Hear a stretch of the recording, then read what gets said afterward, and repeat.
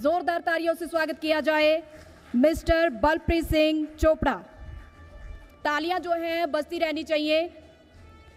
तो बता दें कि हमारे साथ बलप्रीत सिंह भी पहुंच चुके हैं। जिस तरीके से कार्य किए जा रहे हैं हिमाचल सरकार की ओर से, और साथ ही हम बात करें कि एजुकेशन भी हिमाचल में जो है सबसे ज़्यादा अच्छी किस तरीके से प्रोवाइड हो सकती है, उसको लेकर भी चर्चा करेंगे। क्या क्या यहाँ पर इंडस्ट्री आ सकती है, क्या क्या लोगों के लिए अपॉर्चुनिटीज़ आ सकती हैं, उनके लिए भी हम इस पे चर्चा करेंगे। Over to you Nitin. बहुत बहुत धन्यवाद प्रीति। और क्योंकि लगातार हम अभी तक सियासतदानों से चर्चा कर रहे थे, लेकिन अब हिमाचल की आर्थिकी को किस तरीके से बढ़ाया जाए, और हिमाचल चाहे एजुकेशनल इंस्टीट्यूशन हो या रेस्टोरेंट्स की चेन्स हो, रियल एस्टेट हो, उनको कैसे बढ़ाए। तो हमारे साथ इस वक्त हरसौरभ सिंह बजाज हैं और मिस्टर बलप्रीत सिंह चोपड़ा। बजाज जी, सबसे पहले आपके पास आना चाहूँगा। आपका इंस्टीट्यूट है वो किस चीज़ की पढ़ाई करवाता है, और कितने विदेश भेजने का क्या क्या प्रोसीजर है, कहाँ कहाँ ब्रांचेस हैं, तो ये सारा एक बार आप बता दीजिए, आपका कार्य क्या है। पहले तो जी पंजाब हरियाणा हिमाचल का मैं बहुत बहुत धन्यवाद करता हूँ कि उन्होंने मंच पे मुझे बुलाया और इस पैनल डिस्कशन में मैं आप सभी के रूबरू हूँ। मेरा नाम हरसौरभ सिंह बजाज है। मेरी जो कंपनी है वो जलंधर बेस्ड है पंजाब में, IES international education services. Since 2019 हम जो स्टडी अब्रॉड की सर्विसेज प्रोवाइड कर रहे हैं। लास्ट ईयर हमने जो अपनी एक्सपेंशन है वो ऑलरेडी UAE में करी है, शारजा में हमारा ऑफिस है, और वेरी सून हम दिल्ली में और हिमाचल प्रदेश की जो हब है शिमला, वहाँ पर भी अपना ऑफिस ओपन करने जा रहे हैं। और इसके साथ साथ लंदन में भी हमारा जो है वो एक्सपेंशन प्लान्ड है। और आज तक की अगर मैं बात करूँ तो अराउंड 2500 स्टूडेंट्स को हम ऑलरेडी जो है स्टडी अब्रॉड के लिए भेज चुके हैं। हमारा जो मेन मोटिव है कि जो यहाँ पे यूथ है, जो स्टूडेंट्स हैं, जिनको एजुकेशन चाहिए, वो भी ग्लोबल एक्सपोजर के साथ इनोवेटिव एजुकेशन, जो फॉरेन में जाकर टेक्निकल और प्रैक्टिकल अप्रोच के साथ सीख के वापस आके इंडिया में कुछ अपना जो फ्यूचर बना पाएँ, ऐसे बच्चों को हम ऑलरेडी भेज चुके हैं, सेटल भी करवा चुके हैं। और बहुत सारे बच्चे जो हैं स्टार्टअप इंडिया के साथ ऑलरेडी इंडिया में अपने बिजनेसेस जो हैं वो स्टार्ट कर चुके हैं। बलप्रीत जी, आप सबसे पहले ये बताएं कि न्यू दिल्ली रियासत, इसके बारे में थोड़ी इंट्रोडक्शन दें। पहले तो मैं सबका धन्यवाद करता हूँ जी। न्यू दिल्ली रियासत एक नॉर्थ इंडियन चेन रेस्टोरेंट्स है, ठीक है। हम नॉर्थ इंडियन फूड को प्रमोट करते हैं, और हमें रिसेंटली मोस्ट लेजेंडरी का भी नॉर्थ इंडियन फूड का भी अवार्ड मिला है, और काफ़ी पीछे अवार्ड्स मिले हैं। तो इसका रीज़न ये है कि हमने अपनी तरफ से जितना है अच्छा हम रॉ मटेरियल और अच्छी मार्केटिंग स्ट्रेटजीज़ के साथ चलते हैं, तो हमें बहुत प्यार मिलता है। हमें ऐसा लगता है कि नॉर्थ इंडियन फूड जो है वो बहुत अंडररेटेड है, वो इतना उसको एक्सपोजर नहीं मिला है। तो उस हिसाब से हम काम करते हैं, तो हमें बहुत कस्टमर्स का प्यार मिला है, बहुत दूर दूर से कस्टमर्स हमारे पास आते हैं। तो इसलिए हम जो हैं बहुत जल्दी एक्सपेंशन की तरफ भी जा रहे हैं। तो यही है कि हम आने वाले टाइम में काफ़ी ओवरसीज़ भी जाएंगे जी। हाँ जी। इसके अलावा आप पे आना चाहूँगा, जिसके से हम बात कर रहे थे एजुकेशन की, आपने कहा बाहर भेजते हैं। तमाम स्टूडेंट यहाँ बैठे हुए हैं, सबको होता है कि हम भी बाहर जाएं, अच्छी पढ़ाई करें। कितना खर्च आता है, क्या क्या ऑप्शन होते हैं? हिमाचल का युवा बाहर जाके पढ़ाई करना चाहते हैं तो +2 के बाद कर सकता है, BA BSc के बाद क्या क्या ऑप्शंस हो सकते हैं, और खर्च वगैरह, और कितना एक मिडिल क्लास जा सकता है कि जिसके बाद ज़्यादा पैसा वही जा सकता है? देखिए, जो इंटरनेशनल एजुकेशन है वो क्वालिटी के साथ साथ अफोर्डेबल एजुकेशन भी है। अगर आप बात करो तो अगर कोई भी बच्चा अगर कोई बजट कंस्ट्रेंट के साथ चल रहा है, जिसका बजट मात्र 1.5 से 2 लाख है, वो भी एक इंटरनेशनल एजुकेशन में वर्ल्ड क्लास एजुकेशन ले सकता है। और अगर किसी बच्चे का बजट 50 से 60 लाख है, वो भी वहाँ पे जा सकता है। डिपेंड करता है कि हमारा गोल क्या है, हमारा बजट क्या है, हम कैसी एजुकेशन लेना चाहते हैं, किस कंट्री में लेना चाहते हैं, उस कंट्री में जो ऑलरेडी वहाँ पे एजुकेशन प्रोवाइड करी जा रही है वो किस फील्ड में, किस स्ट्रीम में, और वहाँ पर कितनी अनएम्प्लॉयमेंट रेशो है, वहाँ पे जो पास आउट करते हैं यूनिवर्सिटी से उनकी एम्प्लॉयमेंट रेशो क्या है, क्या उनको इंडस्ट्री प्लेसमेंट्स मिल रही हैं, क्या उनको अपनी एजुकेशन के साथ साथ वर्क राइट्स है, और वापस आकर वो अगर वही एजुकेशन से इंडिया में कुछ बिजनेस या जॉब या कुछ भी अपना नया स्टार्टअप करना चाहते हैं, तो क्या उनकी एजुकेशन इंडिया में एज पर इंडियन एजुकेशन मान्यता प्राप्त है। और अगर इंडिया में कुछ भी वो इन्वेस्ट करते हैं या इंडिया में कुछ भी अपनी जो पैसा लगाकर बाहर गए हैं उसकी ROI क्या है, रिटर्न ऑन इन्वेस्टमेंट। क्योंकि जो एजुकेशन है उसकी एक्चुअल में कोई वैल्यू नहीं है। जो एजुकेशन है वो इतनी इम्पोर्टेंट और इतनी उसकी महत्वता है कि हम उसको पैसे के लिए नहीं उसको मेजर कर सकते। एजुकेशन का ये है कि पॉइंट ऑफ व्यू उस इंस्टीट्यूट की पर्टिकुलरली क्या फीस है या उस बच्चे का क्या गोल्स है, उस पे ही सारी चीज़ें डिपेंड करती हैं। नॉर्मल अगर बजट में कोई जाना चाहता है 4-5 लाख रुपए 10 लाख रुपए तक का, तो कोई प्रोफेशनल कोर्सेज कर सकते हैं वहाँ पर या कोई बेसिक कोर्स ही मिलेंगे उनको? देखिए, अगर मैं हिमाचल प्रदेश की बात करूं तो सबसे ज़्यादा हॉस्पिटैलिटी, सबसे ज़्यादा रेस्टोरेंट्स, रिजॉर्ट्स, होटल्स, सारी जो ज़्यादातर टूरिज़्म है वो हिमाचल में है। और हिमाचल प्रदेश की जो स्टूडेंट्स हैं वो मोस्टली हॉस्पिटैलिटी के फील्ड में ही अपना कैरियर बनाते हैं। अगर किसी भी बच्चे का बजट 2.5 से 3 लाख है तो वो सिंगापुर जैसी कंट्री में जाकर वहाँ पे प्रोग्राम्स जो professional hospitality, culinary arts, chef के या पेटिसरी के, बरिस्ता के, ऐसे प्रोग्राम्स करके वहाँ पर भी आपको, जैसे मैंने जिस कंट्री के बारे में बताया, वहाँ पे भी ऑलरेडी एक टूरिज़्म हब है। लोग आते हैं, मल्टीनेशनल कंट्रीज़ की अपने ग्लोबल चेन्स हैं होटल्स की, रेस्टोरेंट्स की, तो वहाँ पर भी उनको जॉब अपॉर्चुनिटीज़ है और वहाँ से वो अपना कैरियर बनाकर एक्सपीरियंस लेके इंडिया में, हिमाचल में, शिमला में अगर वो अपना रेस्टोरेंट प्लान करना चाहे वो भी कर सकते हैं, या किसी मल्टीनेशनल जो होटल की चेन है उसमें भी अपना जॉब ले सकते हैं और अच्छा कैरियर बना सकते हैं। और इसका बजट अगर हम बात करें तो 2.5 से लेके 3.5 लाख के बीच में आपको एजुकेशन पूरी की पूरी कंप्लीट हो जाएगी। जी बलप्रीत जी, मैं आपसे पूछना चाहूँगी, न्यू दिल्ली रियासत जब हम सर्च कर रहे थे इंस्टाग्राम पे 7 मिलियन से ज़्यादा फॉलोअर हैं, इतनी हाइट जो है क्रिएट कर ली है न्यू दिल्ली रियासत ने, तो इसके पीछे सफलता का क्या कारण है? इसके पीछे क्या सीक्रेट है कि इतनी हाइट पे पहुँचे हैं? मैम, हाइप जो होती है वो कस्टमर को एक बार ही लेके आती है, लेकिन रेगुलर और बार बार कस्टमर को अपने साथ एंगेज करने के लिए कस्टमर का एक्सपीरियंस एक जैसा रहे, अच्छा एक्सपीरियंस तो रहे लेकिन हर बार जो है उसको एक जैसा एक्सपीरियंस मिले। और सबसे ज़्यादा इम्पोर्टेंट चीज़ है जो कोई भी आगे चल के रेस्टोरेंट लाइन में आना चाहते हैं या कोई भी, इसमें सबसे इम्पोर्टेंट चीज़ होती है किचन ऑपरेशन, SOPs रेडी करनी। आपकी रेसिपीज इतनी ज़्यादा एक्यूरेट हो, इतनी ज़्यादा डिसिप्लिन से बनाई जाए कि उसमें आप समझ लो 19-21 का भी फर्क नहीं आना चाहिए, क्योंकि कस्टमर वो पॉइंट आउट कर सकता है। तो बहुत स्ट्रॉन्ग SOPs पे पहले वर्क करें, उसके बाद ही हमें कोई भी अगर करे तो रेस्टोरेंट ओपन करे। तो हमारी बहुत स्ट्रॉन्ग SOPs हैं। हम कस्टमर चाहे 365 दिन के 365 दिन आए हमारे पास, उसको सेम टेस्ट मिलेगा, क्योंकि हमने एक हर चीज़ का एक कैटेगरी उसकी रेशियोज बनाई हुई हैं जो हम कभी भी चेंज नहीं करते और बड़े स्ट्रिक्टली उसको फॉलो करते हैं। इसीलिए कस्टमर हमें इंस्टाग्राम्स पे और सोशल मीडिया पे भी बहुत प्यार देते हैं, मिलियंस में हमारे साथ जुड़े हुए हैं कस्टमर्स। तो उसका मेन रीज़न यही है कि हम कस्टमर एक्सपीरियंस जो है वो एक जैसा रहता है हर बार। न्यू दिल्ली रियासत की स्पेशलिटी क्या है? हमारा नॉर्थ इंडियन सारा कैटेगरी है, हम नॉर्थ इंडियन फूड बनाते हैं और जो भी है कस्टमर्स, इवन कि हम बहुत दूर दूर से हमें DMs करते हैं। हमें सोशल मीडिया की इतनी पावर हो चुकी है आज की डेट में कि हमें बेंगलोर, पुणे से भी हमें DMs आते हैं कि आप हमें कैसे भेज सकते हो, कैसे हम आपको सोशल मीडिया में फॉलो करते हैं। तो हम बेसिकली हमें है कि हम नॉर्थ इंडियन फूड को प्रमोट करें, जो हमें लगता है जो थोड़ा सा अंडररेटेड है बर्गर्स वगैरह के कंपैरिजन में। जी अच्छा, एक सवाल है, लोगों का ट्रेंड क्या है? क्योंकि आजकल सब लोग हेल्दी फूड की तरफ जा रहे हैं, अच्छा हेल्दी खाना चाहते हैं, तमाम चीज़ें, तो उसके लिए क्या ट्रेंड आ रहा है और क्या आप लोग उसके लिए चेंजेस कर रहे हैं? हेल्दी के लिए ऐसा है, सबसे इम्पोर्टेंट चीज़ है रॉ मटेरियल हेल्दी होना चाहिए। अगर हम अच्छा रॉ मटेरियल लेंगे, अगर हम चीज़ें ही अडल्ट्रेटेड लेंगे, जैसे एक प्योर चीज़ हम लें और एक अडल्ट्रेटेड चीज़ लें, उनके प्राइसिंग में बहुत फ़र्क होता है। तो हम उसके लिए जाते हैं जो अच्छी होगा, हमें पता है कि इसमें अडल्ट्रेशन नहीं होंगी। हम लैब रिपोर्ट्स तक उनकी चेक करते हैं, फूड लैब से उनकी टेस्टिंग करवाते हैं ताकि इसमें किसी भी चीज़ की मिक्सिंग ना हो। उसके बाद हम तैयार करते हैं हमारी रेसिपीज़। इसलिए जो है हम हेल्थ का बिल्कुल ध्यान रखते हैं, इसीलिए कस्टमर्स जो है हमारे साथ और ज़्यादा इंगेज होता जा रहा है। जी बजाज जी, आपके पास आना चाहूँगा। एक सवाल जो सबके जहन में आता है कि विदेश जाना है तो आइल्स आना ज़रूरी है, तो इसमें इतने पॉइंट आने चाहिए। अगर कोई आइल्स नहीं कर पाता उसके लिए क्या चांस हैं? और कुछ जो जगह जगह बोर्ड लगा दिए जाते हैं कि कुछ नहीं किया तब भी बाहर भेज देंगे, आ जाइए, धोखाधड़ी से कैसे बचा जाए?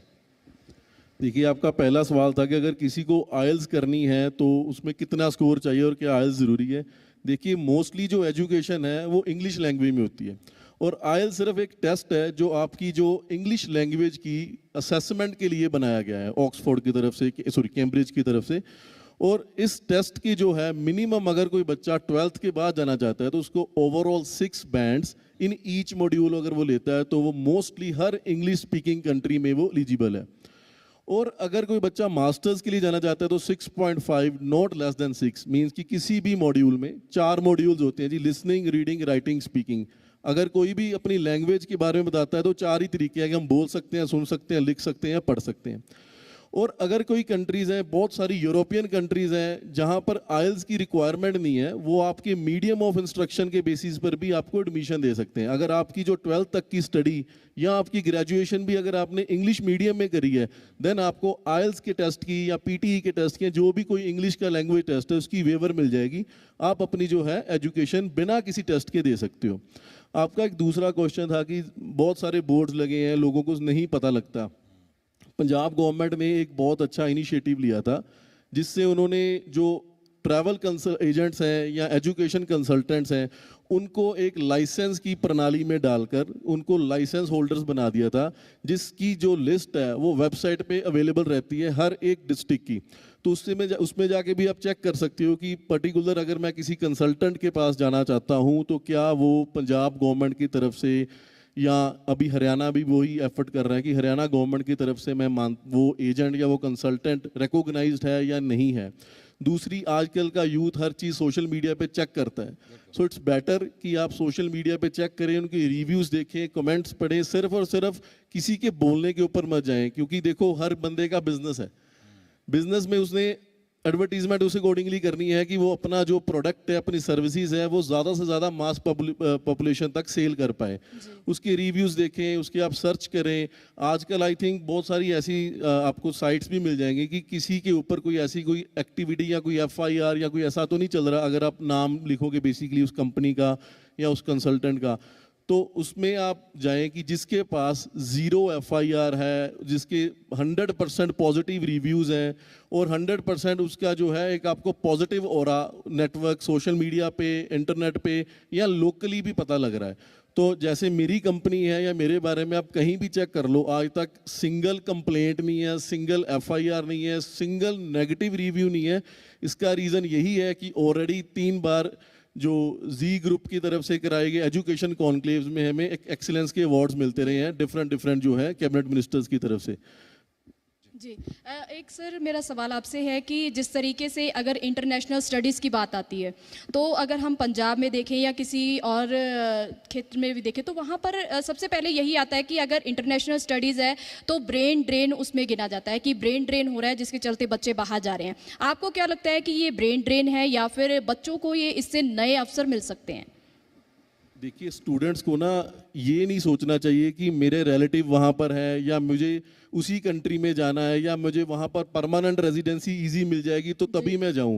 बेसिकली ना उनको एजुकेशन कोर्स के ऊपर भागना चाहिए कि उस कोर्स में क्या स्किल्स रिक्वायर्ड है, उस कोर्स को कंप्लीट करने के बाद मुझे क्या स्किल्स मिलेगी, वो वैसा कोर्स लोकली मेरे होम टाउन में, होम कंट्री में अवेलेबल है या नहीं है, और उसके बाद मुझे कैरियर प्रोग्रेशन क्या मिलेगा। स्किल्स जैसे आज अगर हम इंडिया में बात करें तो लोग कहते हैं जी AI फ्यूचर है। मैं कहता हूँ AI फ्यूचर नहीं, AI प्रेजेंट है। AI की बात में अगर आप करोगे, कोई भी ऐसे कोर्सेज आपको वाइडली यहाँ पे अवेलेबल नहीं है जहाँ पर हर एक प्रोग्राम में AI एम्बेडेड हो। अगर आप बात करो, सिर्फ और सिर्फ इंजीनियरिंग फील्ड के बच्चे ही AI पढ़ रहे हैं, लेकिन अगर आप फॉरेन एजुकेशन की बात करो तो ऑलरेडी उन्होंने हॉस्पिटैलिटी में, ऑलरेडी उन्होंने सप्लाई चेन में, ऑलरेडी उन्होंने बिजनेस कोर्सेज में, ऑलरेडी उन्होंने फिनटेक प्रोग्राम्स में AI के एम्बेडेड प्रोग्राम जो है लॉन्च कर दिए हैं, जिसके बाद अगर कोई भी स्टूडेंट उसमें करेगा तो उसका salary package I think 7 figures के अंदर ही जाएगा, 6 फिगर्स में भी नहीं जाएगा। और अगर इस चीज़ को करें तो ये ब्रेन ड्रेन नहीं, ये ब्रेन गेन कहलाएगा। जी, बलप्रीत जी, मेरा सवाल एक आपसे है कि आपकी स्टोरी काफ़ी इंस्पायरिंग है जिस तरीके से आपने बताया। तो मेरा सवाल ये है कि आपके मन में ये कैसे आया कि नहीं कुछ अलग करते हैं, न्यू दिल्ली रियासत जो आपने इस्टेब्लिश की है, इसके पीछे मुख्य कारण क्या है? इसका मेन कारण ये था कि मुझे शुरू से ये लगता था कि नॉर्थ इंडियन को वो हाइट्स नहीं मिली जो मिलनी चाहिए, कि ये हमेशा से ही एक अंडररेटेड फूड रहा है। तो इसके लिए यहाँ तक पहुँचने के लिए भी हमें बहुत ज़्यादा चैलेंजेस हमने देखे। जैसे स्पेशली आपको पता है कोविड में रेस्टोरेंट इंडस्ट्रीज़ के लिए बहुत बड़ा सेटबैक था, तो वहाँ से उभरना बहुत टफ था हमारे लिए, सबके लिए बहुत टफ था। लेकिन वो एक हमारे लिए एक लेसन बना, तो उससे हमने निकले और हमने इसको आगे और ज़्यादा मेहनत की उसके लिए। और मेन टारगेट जो हमारा वही है कि हम ओवरसीज़ और सब जगह, अब जैसे हिमाचल हॉस्पिटैलिटी का हब है, हम यहाँ पे भी हमारी जो मोस्ट आइकॉनिक डिशेज़ हैं जो नॉर्थ इंडियन फूड की, जो हमारे सबसे ज़्यादा फेमस चने भटूरे या चूर चूर नान है, जो हमारे इवन कि मैं रिसेंटली जर्मनी से किसी कस्टमर का मैसेज आया था कि आप कुछ ऐसा फ्रोज़न फूड में कुछ स्टार्ट करो कि उसकी शेल्फ लाइफ बढ़ा के हमें बाहर पहुंचाओ किसी तरह में। ऐसे डीएम्स बहुत आते हैं, तो हम उस पर भी वर्क कर रहे हैं। हम किसी लैब से कर रहे हैं बात कि कैसे हो सकता है ये। तो हम यही है कि इस नॉर्थ इंडियन फूड को, ये जो छोटी छोटी डिशेज़ हैं, जो स्ट्रीट फूड का हमारा हब है, जो इंडिया के जो मेन ये डिशेज़ हैं जो स्ट्रीट में मिलती हैं जगह, उसको हम ओवरसीज में बहुत अच्छे उसको प्लेटफॉर्म पे प्रेजेंट करना चाहते हैं। मेन हमारा मोटिव यही है, और हम बहुत जल्दी इंडिया में और ओवरसीज में हम एक्सपेंशन करने वाले हैं। अच्छा, चैलेंजेस की बात करें तो, क्योंकि मेन्यू तो डिसाइड हो जाता है, वो शायद 1-2 साल बाद ही अपडेट होता होगा। टमाटर प्याज ये बढ़ते रहते हैं, कम होते रहता है, कुछ चीज़ें होगी। अभी स्ट्रेट ऑफ हार्मोज बंद होगी तो तमाम चीज़ें बढ़ गई थी। तो उसको कैसे इकोनॉमिकली आप लोग कैसे एडजस्ट करते हैं चीज़ों को फिर? सर, ये जो है ना, ये पार्ट ऑफ रेस्टोरेंट बिजनेस है, ठीक है। एलपीजीज महंगी हो जाती हैं, कभी सस्ती भी हो जाती हैं, ऐसी बात नहीं है। तो ये तो एक पार्ट ऑफ रेस्टोरेंट बिजनेस है। कभी टमाटर महंगा है तो सस्ता भी है, तो हम बहुत ज़्यादा फ्लक्चुएशंस प्राइसेस में नहीं कर सकते हैं, ठीक है। कुछ करते हैं, कई बारी प्रॉफिट ज़्यादा होता है, कई बारी प्रॉफिट्स कम होता है। बहुत ज़्यादा फ्लक्चुएशन से कस्टमर के लिए थोड़ा सा अच्छा, मतलब माइंड में एक वो नहीं, इंप्रेशन नहीं डलता। तो ये एक पार्ट ऑफ रेस्टोरेंट बिजनेस है, ये चलता ही रहना है। जैसे अगर मानसून्स है, मानसून्स में नॉर्मली वेजिटेबल्स महंगी हो जाती हैं, तो हमने बस यही है कि हम अपनी एसओपीज चेंज नहीं करते। अगर ये नहीं कि देसी घी महंगा हो गया तो उसको हम कम कर दें, अगर 400 ग्राम डलता है तो 300 कर दें। मतलब हमारी एसओपीज में हमारा जो डायरेक्शन है वो स्ट्रिक्ट है, वो हमारे रूल्स हैं कि हम एसओपीज चेंज नहीं करनी, चाहे रॉ मटेरियल महंगा हो जाए, कुछ नहीं समझ आया तो एट लास्ट हम कुछ प्राइजेस बढ़ा देते हैं। लेकिन एसओपीज और रॉ मटेरियल जो है, जो प्रीमियम हम चीज़ें ले रहे हैं, वो चेंज नहीं करते हैं हम। अब आजाद जी, आपके पास आना चाहूँगा। एक, क्योंकि आपकी इंडस्ट्री जो है वो लगातार बाहर भेजती है बच्चों को, और एक रोज़गार भी कई हज़ारों लाखों बच्चों को मिला हो, पूरे परिवार उनसे चलते हैं। तो सरकारों से क्या मांग रहती है? कोई प्रोत्साहन सरकारों से मिला है, या आमतौर पे जब धोखाधड़ी हो जाती है तो कहा जाता है लगाम लगा लगाम लगा? प्रोत्साहन की कितनी मांग रहती है, क्या मांग है सरकारों से? देखिए, हमारा जो फील्ड है, जो हमारी इंडस्ट्री है ना, वो बहुत ही थैंकलेस फील्ड है। थैंकलेस फील्ड आपने ऑलरेडी अपने क्वेश्चन में बोल दिया, क्योंकि कुछ भी एक्टिविटी होती है तो वो कहते हैं कि ये कंसल्टेंट्स रिस्पॉन्सिबल हैं।